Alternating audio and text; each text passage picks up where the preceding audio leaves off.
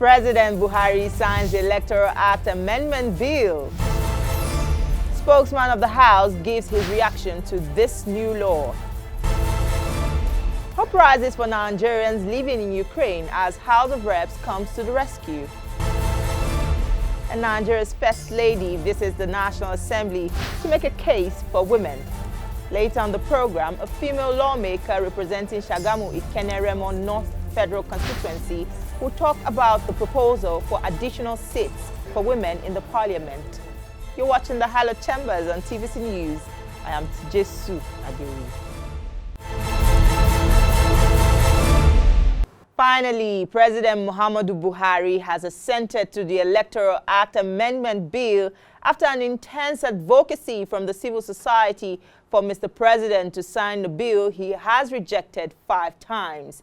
Spokesman of the House of Reps, Honourable Benjamin Kalu, talks to us about this victory for the electoral bill and President Buhari's reservation.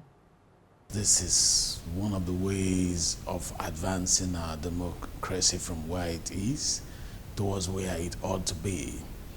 I'm very happy that Mr. President has not only talked the talk when he said he was willing to leave a good legacy for this country, he has walked the talk.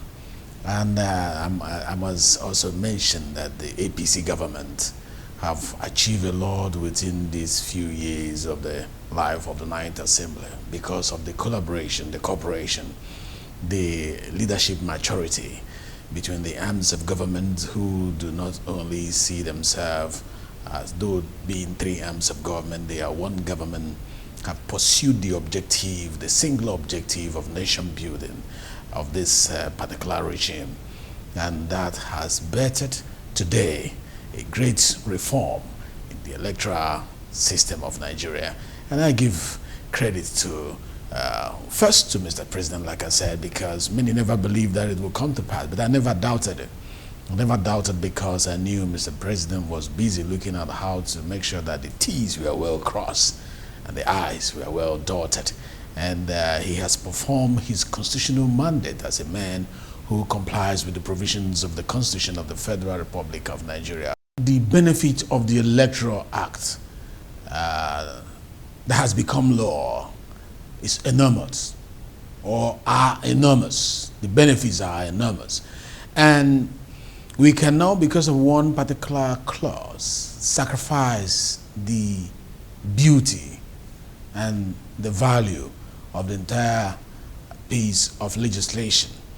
And I've always maintained that except the 10 commandments that was given by God himself to Moses in the holy books, no law is cast on stone.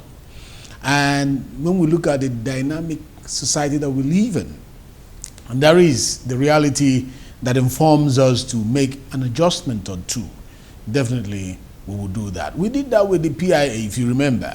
A few moments after signing the PIA into law, we revisited 1 or 2 issues to make sure that we have a better flow of activities in line with the laws.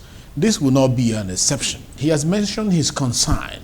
The leadership of the House and the Senate, I'm sure they have had a private meeting with him to make him understand the purposive intention of the legislature with regards to these section, which in our bill is section 8410, not 8412 actually, unless there is an adjustment with the numbering. But in our own, it is 8410, which has to do with the participation of appointed officers of government before convention.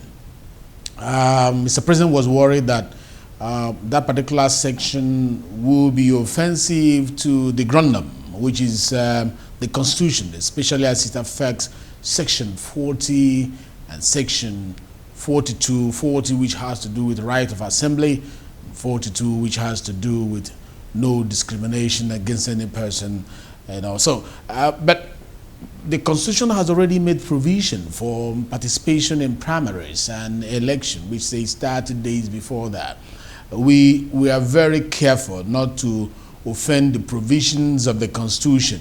But if the interpretation has not been, given rightly, We will make efforts to make sure we explain this further, what we intended to achieve with that particular session, which is about convention. We noticed that prior to various conventions, people in power will appoint, make certain appointment to populate the register of those who will be attending conventions for the purpose of achieving their own ambition. And we're trying to see how to make it more democratic and more competitive in our electoral reform to make sure that nobody has an undue advantage. It was not targeted at people who are elected or people who are appointed, who has been given permission by the Constitution to resign, I think, 30 days before being elected into any office. So, a delegation of lawmakers led by the leader of the House, Alhassan Adodogua, is to depart Nigeria on Friday to firm up the immediate evacuation of Nigerians in Ukraine. The resolution was on the strength of a motion of urgent national importance from Ahmed Munir. We have a significant number of undergraduates and graduate students that are currently studying in Ukraine, of which a portion are under government scholarships. This is in addition to a number of Nigerian diplomats and their families in our Kyiv embassy and Nigerian expatriates across Ukraine. Concerned that if a strategic plan is not put in place to secure and provide safe passage for our citizens, they may be trapped or worse, harmed. We have somebody in this country that is very humane and is ever ready in this type of situation. Chairman Air Peace, we should appeal to him the way he did it before. Other Right Honourable Sani Abdu, a former member of this important chamber from Bauchi State, called me this morning panicking that his 2 kids and indeed other kids from Bauchi State are there panicking because of the unfortunate development happening. It's like the whole place is now in war. I think it's better late than never. And I think it's important at this point to forget all the bureaucratic bottlenecks. I think what is important now, if we actually have to look out for our citizens, especially the students, I think action needs to be taken now. The Senate will vote on the report of the Committee on Constitution Review and Amendments next week. Chairman of the committee and Deputy President of the Senate, Ovie Omoagege, disclosed this during plenary. We will take our vote on March 1st, which will be Tuesday. That will give us about 4 to 5 days to review the report, consult as we deem fit, and be prepared to vote. Like I said, the Senate President will make the formal announcement. It is imperative that all of our colleagues be present on that day, which is March 1st for that vote. Nigeria's First Lady, Aisha Buhari, visited the National Assembly to escalate the advocacy for the reservation of more seats for women in the legislature. She witnessed the laying of the Constitution Amendment Bill on the floor of the Parliament and also encouraged the increased participation of women in politics. First Lady is here in a capacity as the First Lady and as a woman to support and show her support for the women folk. To peacefully observe the proceedings of constitutional review about women, and also to listen to the proceedings also concerning the 35 affirmative action about women and special additional seats for women in the National Assembly. Joining me now on the program is Honourable Adewunmi Onanuga to talk about the proposal for an increased representation of women in the Parliament. It's good to have you on the program. Thank you so much for having me. Share with us your experience as a first-time lawmaker. Well, I mean, it's been an experience, and a very good one at that. I mean, first of all, there are so many different things you hear about the House of Representatives before you actually get here. And then when you get here, it's a different ballgame. All the virtues that you have, all the experiences you've had in the past, and whatever it is that has molded you comes to play. The virtue of patience, the virtue of being upright, the virtue of being forthright, the virtue of being simple, honest, dedicated. All those come to play. So it's been a very fantastic journey, and I just thank God for having the experience and being able to be counted amongst members of the Ninth Assembly. What have been the challenges you encounter, especially as a female legislator? Well, the challenges that I can pinpoint would be the fact that there aren't enough, female legislators, and when you need to raise issues with regards to women, you would need to look for men who are sympathetic to the plight and issues about women. So it hasn't really been a challenge because we have a lot of he for she's in the Ninth Assembly, and they make bold to stand up and be counted, to say yes, they would support women, of course within reason. And I think that's fair enough. The challenges are normal challenges you would find in any workplace, so to speak. So it's not challenges that cannot be surmounted. Nigerians saw Mr. President's wife, Aisha Buhari, come to the National Assembly to drum support for more inclusion of women in governance. As a member of the ad hoc committee that reviewed the Constitution, tell us the significance of the proposed law. Well, I mean, like I said, what I said before was that there are so many men who are he for she's. And yes, I am a member of the Constitutional Review Committee by virtue of the courtesies extended by the Speaker of the House of Representatives, Right Honourable Femi Gbajabiamila, who felt that it was important for all female legislators of the Ninth Assembly to be members of that committee, or that special ad hoc committee. So it was by virtue of that courtesy that I found myself to be a member of that very important ad hoc committee. While we were there, Right Honourable Nkiruka Onyojocha had a bill that was co-sponsored by the Speaker and 85 other members of the House of Reps with regards to additional seats for women. So that's how we got the bill, into the Constitutional Review Committee, and it was debated on. A lot of explanations were given, a lot of lobbying went on for people to understand what the bill was about. So that's how we got to having it, being included in the Constitutional Review. What is the prospect for female politicians? I think it's important for us to first of all understand what the additional seats is about, and that, in fairness, is what a lot of people are, not really sure of why or what it is about. It doesn't take away from the 360, which is what we're trying to tell some of our colleagues who are not, understanding or do not want to support the bill. What we're letting them understand is that the bill seeks additional seats. One for senators from each state is different from the 109 seats. Two for members House of Reps from each state, different from the 360 seats. I think it's 3 for House of Assembly members from each state, is different from whatever composition they have for each of their House of Assembly members. Now this works, it's called a temporary special measure, and it's not forever. Once the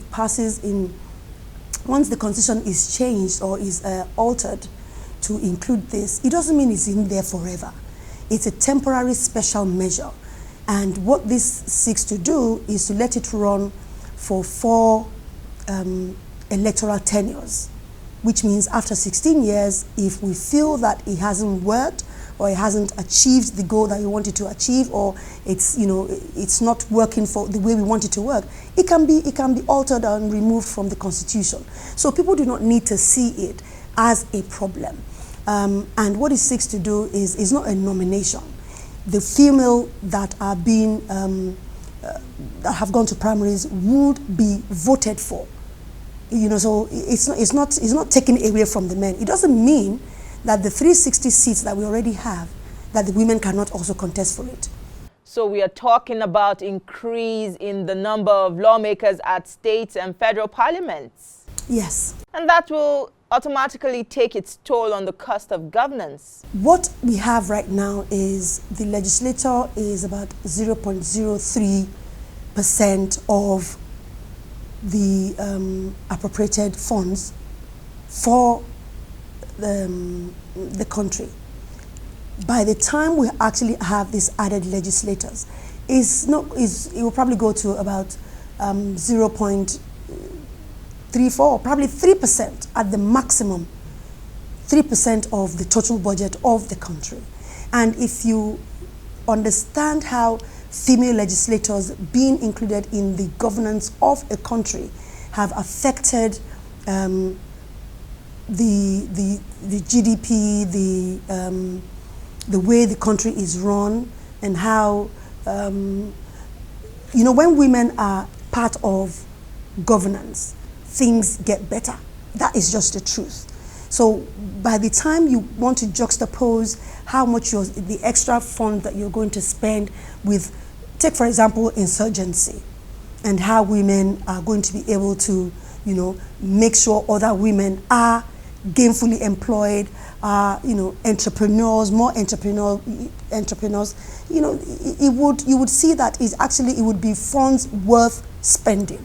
Invariably, Nigeria will spend more at a time there is clamor for a unicameral legislature. When you say you want to scrap one chamber to reduce cost, if I go into that, it's just going to open another can of worms. If you want to look at different ministries that are overlapping one another and different functionaries that are overlapping one another, we need to go in. It's a total overhaul, and that has really and truly, it wouldn't have as much effect as having legislators who can sit down and make better impact on the nation. What difference do you think this will make in the political fortune of women? You know, when you have, this is with regards to the extra seats? Yes. Okay, now, you know when you have women in a position, well, legislature does not implement, but legislature oversights. And you see women who say to you, if you need to oversight, and they oversight, you would know that you have been oversighted.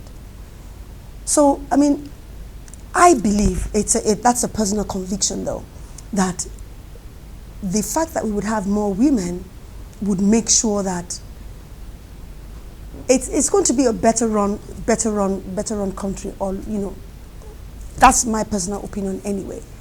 That's my personal opinion. Which of the 68 recommendations do you think will receive speedy passage from the states?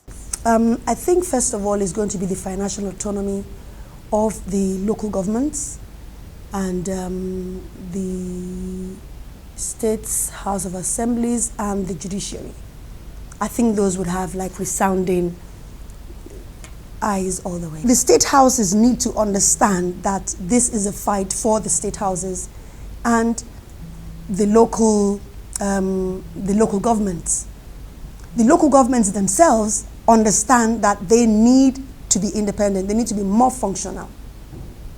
So if they're going to be more functional, they are the ones who need to lobby their houses of assemblies.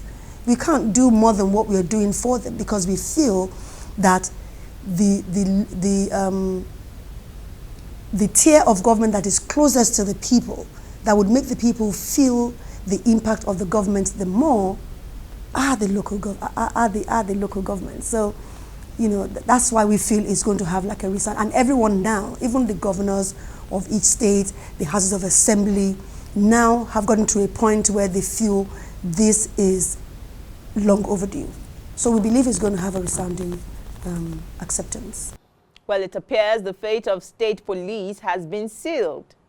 The state police, I do not think it was accepted at the constitutional review. It was thrown out because recent happenings in the country showed that certain parts of the country that felt they had their own local